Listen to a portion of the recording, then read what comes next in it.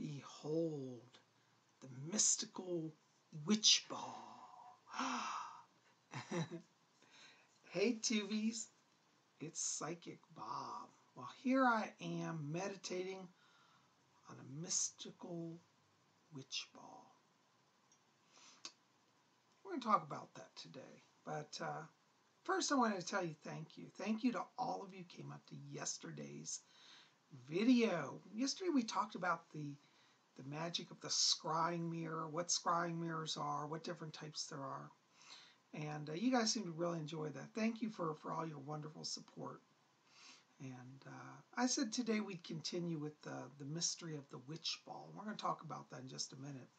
I know it's Saturday and everybody's like, well, Saturday's your seance day, Bob. Aren't you teaching your class? And say Bob needs to slow down a little bit. So I'm not doing any channeling today. I'm just giving myself a little break. While I'm down at my mom's, I'm having a little mini vacation. So I'm still here with you guys, but we're going to do a kind of a different schedule this week. So things will be a little different than what we normally do. So I just wanted to share that with you. But today I wanted just to kind of continue on our discussion about scrying objects and magical tools of scrying. And many people know, of course, about the crystal ball, which is a powerful witch item. And yesterday we talked about the witch's mirror, the silver mirror and the black mirror. This is another device that is a magical witch tool, which exists in a modern day form. It's called the witch ball. Now you're going to say, well, what's a witch ball? That looks like a Christmas ornament. Absolutely right. Our modern day Christmas ornaments are the descendants, if you will, of the original witch balls. Back in the, 1600s, 1700s, many people at that time, it really became popular also during the Victorian time, 1800s up through the 20th century, people would buy large balls. Now, when we talk about traditional witch balls, just to give you an idea, they were usually about like 8 to 10 inches in size, some even larger. And they were made of mercury glass. Mercury glass was a glass, they would blow a glass sphere, and then they would coat the inside with like a mercury type substance, which silvered the ball. And these were called witch balls because they would be hung in a corner of your house to ward off evil. A lot of times people put a witch ball in a kind of a darker area because it reflected light, so it would bring some illumination to an area. And it was believed that the witch ball not only could be a practical device for bringing light, but it also deflected evil. Many people would hang them in their windows because if people came by that were envious of a person or envious of their home, like let's say you had a nice home, they might send a curse or the evil eye to you. You know, the evil eye is like looking at something, hatred and projecting hatred. Well, these witch balls would reflect and deflect the evil. So it deflected off the house and it would save people from falling under a curse or any sort of danger. And so I'm a big believer in the witch ball because, one, I believe in the power of intent. And I do believe that our consciousness can inflict evil. And this is why I'm a believer in the evil eye, which that's a whole different video. But nowadays, many people have forgotten about the witch ball. But our modern day Christmas ornaments that we hang on the tree are actually descendants of the original witch ball.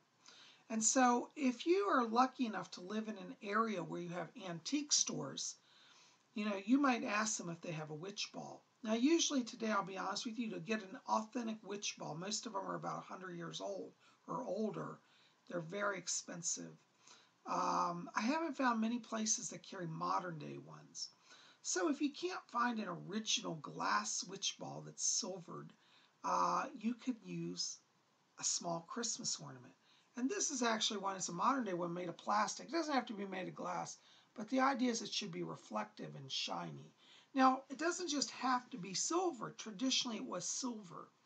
And this silver also relates to the powers of the witch because witches were associated with the moon.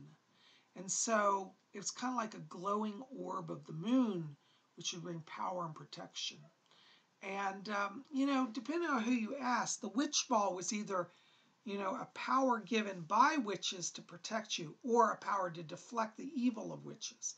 So when I say the witch ball, some psychic or some witches have said we don't like the term witch ball because it has a negative connotation towards witches. But not really. A witch ball could be a charm made by a witch to deflect evil. So if I consecrate and empower this, it's now a witch ball made by a real witch. Okay, so it's not necessarily evil. Some people see it as evil. Depends on how you want to look at it. But I like the concept of the witch ball. Now, there are a lot of different types of witch balls. Like silver is the traditional one, okay? But at this time, while it's holiday season, you could also get different color ones. I only have a red one here, but I've seen them in blue and green and gold. So here's a red one. The important thing about a witch ball is that it be reflective, that it be shiny, mirror-like. And it's also believed that the round shape is protective as well. It's like symbol of the goddess. Now this one is not as shiny, but it is sparkly and reflective. And I've seen people say that this could be a witch ball as well. So I myself prefer the more mirrored look, Now, there's also another type of witch ball which you can get, which is, it's all made of glass. And a lot of times they have spindles of glass inside. And that's another type of witch ball. I don't have one of those here, but I've seen them. They're quite beautiful. And usually they're beautiful iridescent colors, so they kind of reflect light back. And they also have shards of glass, like spindles of woven glass, inside the ball, which is usually more clear, to entrap evil as it comes in. So these are the traditional, where the original witch balls come from. I thought I'd read for you again here. We touched a bit on this yesterday. This is from Scott Cunningham's Book of Shadows, and he addresses the witch ball in here. So let's take a look at this, okay? And this is in his section on the magic mirror. Okay, and then he talks about witches. He's talking about wicked mirrors, and he says, the witch balls of yesterday were silvered globes, a combination of mirrors and crystal balls, and were hung in the windows or near the doors and chimney of the house to protect it and all its contents.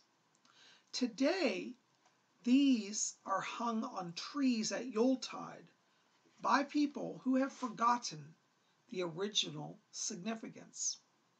Witch balls are sometimes available and are well worth the price. Always keep them clean and shiny. Isn't that great? So as he said, yeah, the modern day Christmas ornaments are actually the descendants of witch balls.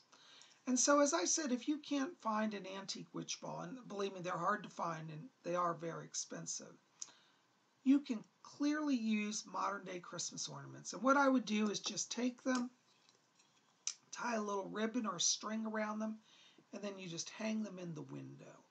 And that's all you got to do. Well, I put a blessing on them as well. So, like this witch ball, we could trace a pentagram over, a pentacle, and do a blessing. So like if I want to consecrate this witch ball, I could do something like this. As I trace the pentacle, you want to visualize streaming beautiful blue or purple light or white light, any color that means safety and power to you. So I would take my pointer for it. And if you have a wand, you can do that, a ritual tool. But if you don't, you can just use your hand. And so we take our finger of our power hand. I'm left-handed, so I'm going to use my left hand. And we'll say, here this pentacle I lay for blessing and protection by night, by day. And you can do that a few times. But there you go. That's all you got to do. And then you hang it in the window. Now, I don't know if I have any ribbon around. I have to look, see if I have any ribbon. Hold on just a second. All right, guys, I'm back. Look who's come in to join us. My little grizzly. You okay? Oh, you want to go down? All right. Go on. Oh, he's caught it here. Anyways, well, good news. I found some beautiful ribbon. And so once you do your little prayer consecration, and it can be whatever form you want. Now, I used the one to use a pentacle to empower it because that's what I often do. Then you want to get some ribbon. And I got some beautiful red velvet ribbon that I found. It doesn't have to be red. It can be blue, red, any color that symbolizes protection or blessing to you. And I happen to have some beautiful, as I said, red ribbon. It looks really dull red. It's actually a bright red, but anyways, and so I'm just going to thread that through the ball. Okay, and once you thread it through your ball, then you can just tie it off and hang it in a window. And you have a very wonderful and magical charm. So you see, to have magical protection in your life doesn't take a lot of effort. But this is, you know, an old traditional witch charm, the witch ball. And as I said, now we can have it. And, you know, because these are not expensive, you can buy these little balls for less than $1.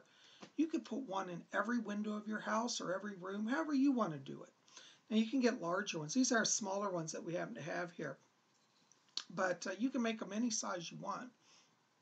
This is like a standard Christmas ornament size. And so that's the witch ball. As I said, it can also be other colors, like here's our red one. But the important thing is that it be reflective and shiny. And like Scott Cunningham said, you want to make sure that you keep it polished. You know, keep it clean, dust them, you know, spritz them down with a little shine, like, you know, Windex or whatever, and keep your witch ball, you know, clean. And I would say even maybe once a quarter, you know, recharge it. For the silver ones, because I relate to the moon goddess and the moon energy, I would take this out under the night of the full moon and recharge it. So that's a wonderful way to do a blessing with the witch ball. Anyway, so tell me in the box below, guys.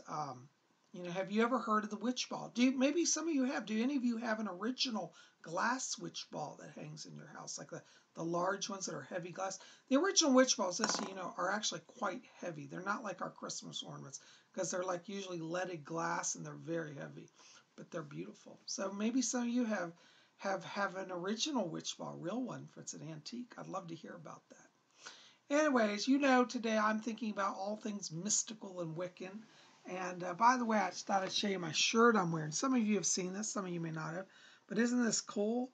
This is a witch. It's a male, and he's down by the river. So his feet are in the water, and he's gathering herbs. And it says over here, witchcraft. And notice this one little detail. It's got 3 circles. It's the triple circle of power and protection. So I think my shirt's very mystical.